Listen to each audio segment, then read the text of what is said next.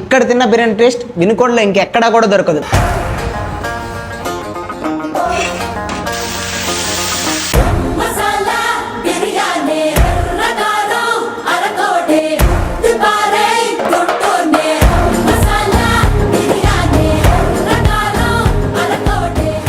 నేను చెప్పడం లేదండి, డైరెక్ట్ గా ఇక్కడికి వచ్చి తిన్న వాళ్ళే చెప్తున్నారు. డిఫరెంట్ ఫ్లేవర్ చాలా బాగుంది, టేస్టీగా బాగుంది. ఫస్ట్ టైం తిన్నప్పుడే చాలా నచ్చింది. ఇలాంటి ఫ్లేవరు కష్టమే.